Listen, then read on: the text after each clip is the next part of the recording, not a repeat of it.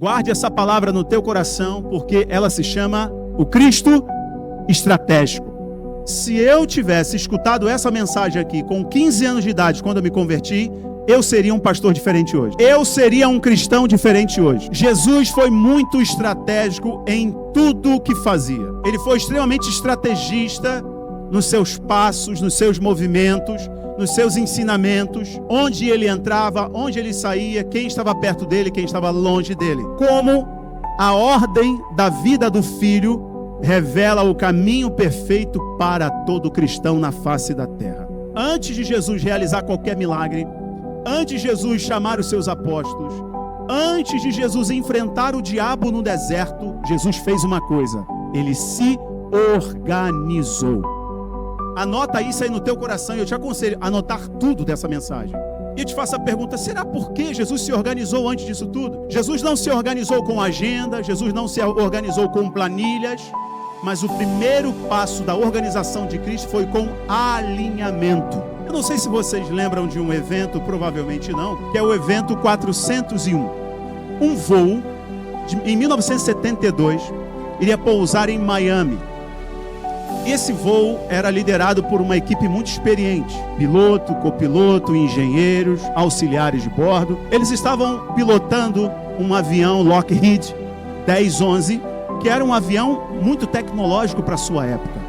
Era uma das aeronaves mais caras, 1972. E aconteceu por volta das 23 horas e 42 minutos, o avião se aproximando de Miami, uma luz acendeu no painel, uma luz que custava $3, a luz do trem de pouso. Imediatamente, todo o cockpit, o piloto, o copiloto e os engenheiros começaram a futucar, abrir, mexe daqui, abre dali, abre daqui, e ninguém conseguia identificar o problema.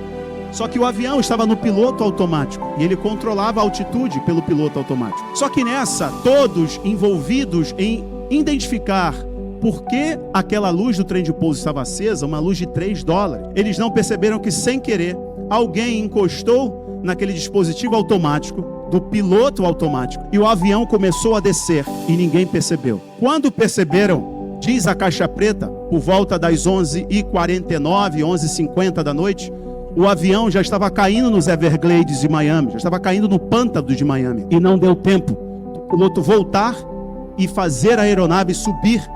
Tudo porque eles prestaram mais atenção numa lâmpada de $3 e esqueceram a mais de 101 vidas que estavam com eles a bordo. Todos eles morreram e o avião 401, evento 401, se você colocar na Wikipédia você vai ler essa história, um avião caríssimo, de alta tecnologia, mas ele caiu e todos morreram. O relatório da caixa preta saiu e eles chegaram à seguinte conclusão: causa principal do acidente: ausência de organização no cockpit.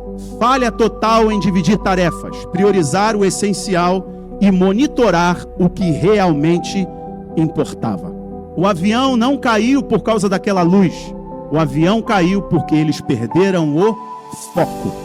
E por que a nossa vida fracassa em algumas áreas? E por que nós demoramos para entender algumas coisas? Por que esse avião caiu? Por 3 situações. Primeiro, pequenas desorganizações destroem grandes propósitos.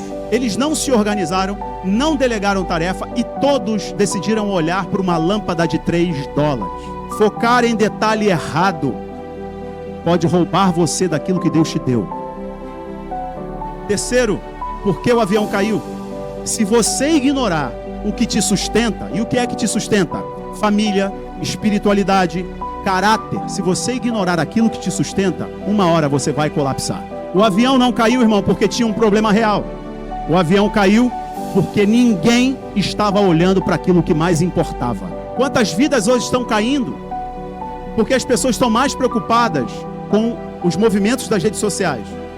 Estão mais preocupadas com a opinião dos outros. Estão mais preocupadas com caprichos. Estão mais preocupadas com comparações.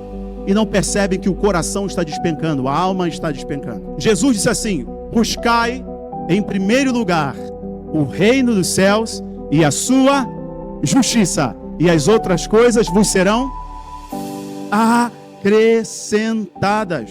O voo caiu porque não havia organização, irmãos. O avião caiu. Um Lockheed, que na época era top de linha, Caiu porque não havia organização, não havia prioridade, não havia foco. Mas sabe qual é a boa notícia? Jesus é justamente esse piloto que entra no cockpit quando o avião está caindo, puxa o manche e diz assim: agora eu assumi o controle, você me entregou o controle, agora eu só vou te ensinar sobre prioridade. E é sobre isso que eu quero falar com vocês hoje. Como colocar as prioridades certas na nossa vida. E essa prioridade Jesus nos ensinou, e eu vou mostrar para vocês na palavra como Jesus foi esse modelo de líder e nos ensinou o caminho certo para nós nunca mais cairmos. Amém? Eu quero te falar então de 5 princípios da vida de Cristo, desse Cristo estratégico, do Jesus estratégico. Por favor, leia comigo Mateus capítulo 3, versículo 16. Pode colocar na tela, por favor. E sendo Jesus batizado, subiu logo da água, e eis que lhe abriram os céus, e viu o Espírito de Deus descendo como pomba e vindo sobre ele. E eis que uma voz do céu dizia: este é o meu filho amado, em quem me comprazo. Este é o primeiro grande evento público de Cristo. Aqui está o começo do ministério de Jesus. Jesus não começou fazendo milagres. Então o primeiro ponto, volta lá o primeiro ponto, por favor. O primeiro ponto, a primeira estratégia do Cristo estratégico é: Jesus tinha identidade antes de atividade. Anota isso, guarda isso, vai ser útil para você. Escuta o conselho do teu pastor.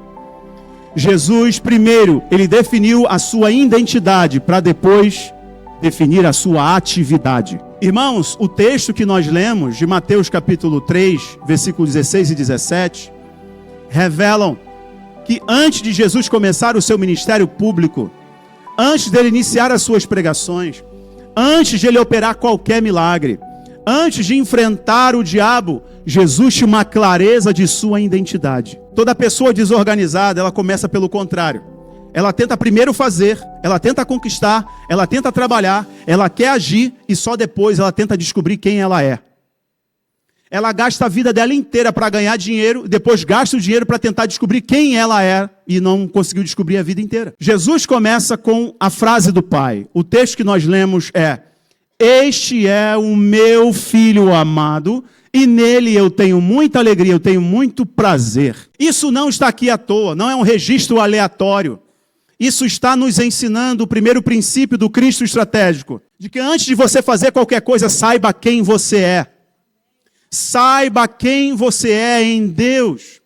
E o Deus, Criador de todas as coisas, fez questão de afirmar para todos quem era Jesus. Se você organizar isso na sua cabeça, que o ponto de partida é a sua identidade, nada mais te resiste, ainda que tudo te falte. Você sempre será resistido nesse ponto. As lutas virão para fazer você se esquecer que você é filha de Deus. As tribulações da vida virão para você se esquecer que você é filho de Deus. Mateus capítulo 4, quando Jesus foi tentado pelo diabo, nas tentações, o diabo se apresentou a ele.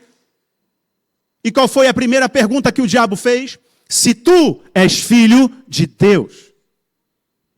Jesus foi condenado pelos religiosos, porque os religiosos diziam que ele estava blasfemando ao dizer que era filho de Deus. Você será resistido nessa zona, neste lugar. Porque toda pessoa que descobre o poder que ela tem, ao ter a identidade clara de que é filho de Deus, é muito grande. Fala assim comigo: eu sou filho de Deus e nada muda isso. Tudo que o inferno quer é que você esqueça que você é filho.